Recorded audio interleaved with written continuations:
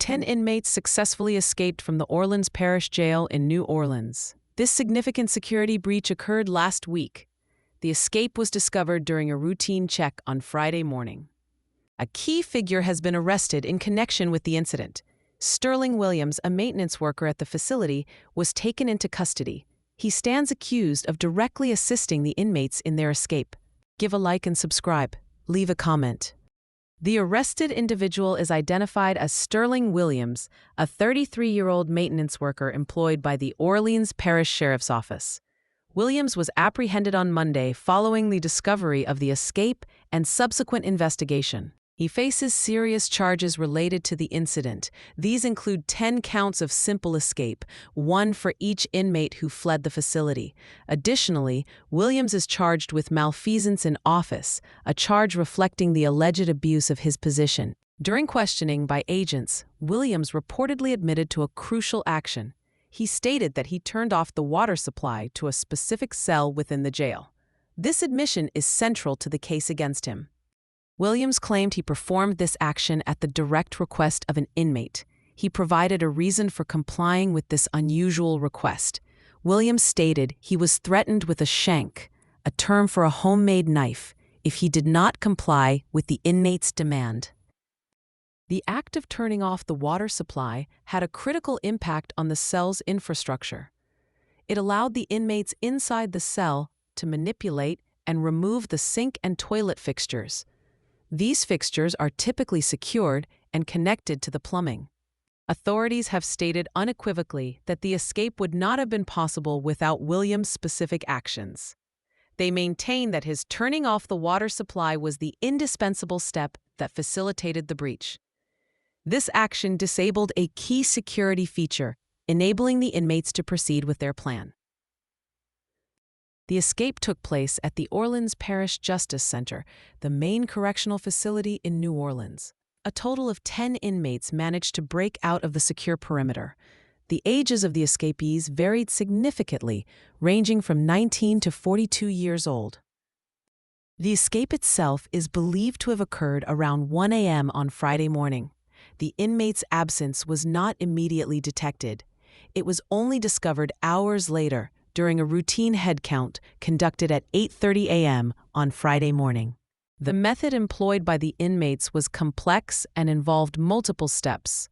First, they reportedly managed to pull a sliding cell door off its tracks. This initial breach allowed them access to a different area or wall. Next, they targeted a wall within the facility. By removing a sink and toilet, they were able to breach this wall. This suggests the plumbing fixtures were located on or near the wall they intended to penetrate. The removal of the fixtures allowed them to create a hole through the wall structure. This opening served as their primary exit point from the immediate cell area. The size and nature of the hole indicate a significant breach of the building's integrity. A notable detail discovered at the scene was a message scrawled above the opening they created. The message read, "Too easy, lol," suggesting a level of perceived ease or mockery regarding the security measures. This detail was widely reported. Further examination of the escape route revealed specific damage to the plumbing. Protective plumbing fixtures appeared to have been intentionally cut or manipulated. This aligns with the need to remove the sink and toilet without functional water flow. After breaching the wall, the inmates' exit route led them towards a loading dock area of the facility. Security footage reportedly captured parts of their movement through this area. This provided investigators with visual confirmation of their path.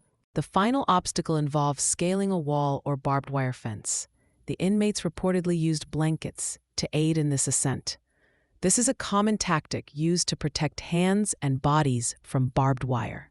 Following their successful breach of the perimeter, the escapees ran across a nearby interstate highway.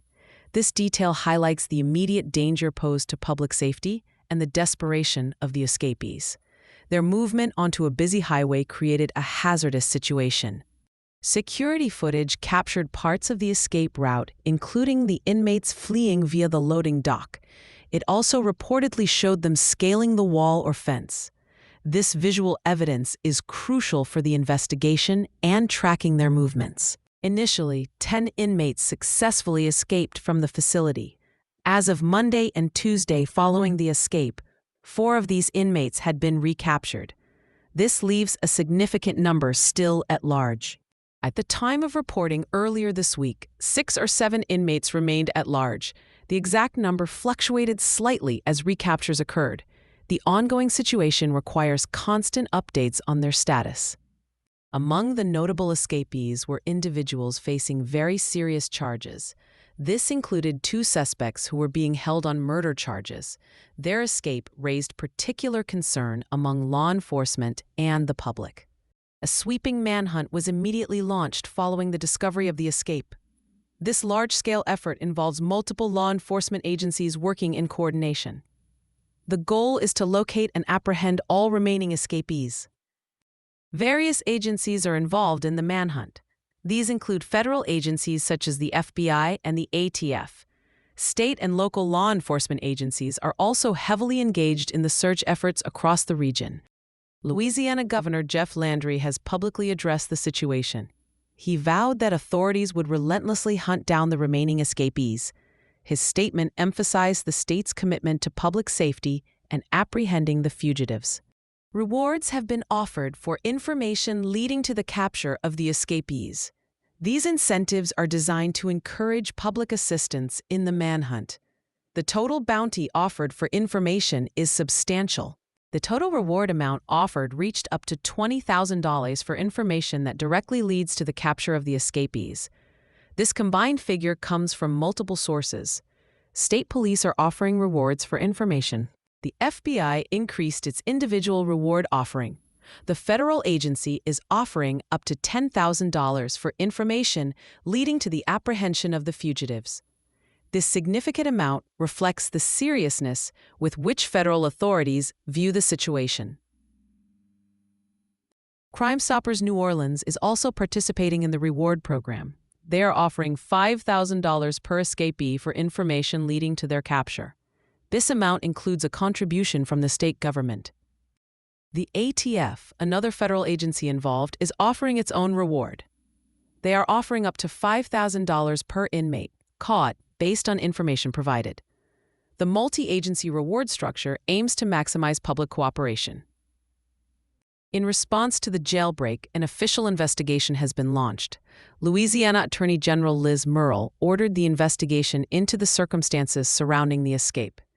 This indicates a high-level review of the incident. In parallel with the investigation, a comprehensive audit of the Orleans Justice Center is being conducted. The Louisiana Department of Corrections is undertaking this audit. The purpose is to assess the facility's security protocols and infrastructure. The audit is expected to be concluded relatively quickly. The timeline provided suggests it should be finished by the end of the week following the escape. This indicates a sense of urgency in evaluating the jail's operations. The scope of the investigation is broad.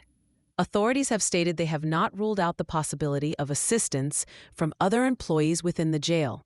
They are also considering whether individuals from outside the facility may have been involved. As part of the ongoing inquiry, 3 employees of the Orleans Parish Sheriff's Office have been placed on administrative leave. This action is pending the outcome of the investigation. Being placed on leave does not necessarily imply guilt, but is a standard procedure during such reviews. The incident has quickly become a significant political issue in New Orleans and Louisiana. Jail security and crime rates are often subjects of intense political debate. This escape has amplified those discussions. Sheriff Susan Hudson, who is currently up for re-election, has commented on the political aspect. She stated that the escape is being politicized. This suggests she believes the incident is being used for political gain by opponents. Governor Jeff Landry has been critical of the situation and has assigned blame. He specifically blamed progressive politicians in Democratic-controlled New Orleans for the jailbreak. This aligns with a broader political narrative. The governor's statement explicitly linked the escape to progressive criminal justice policies.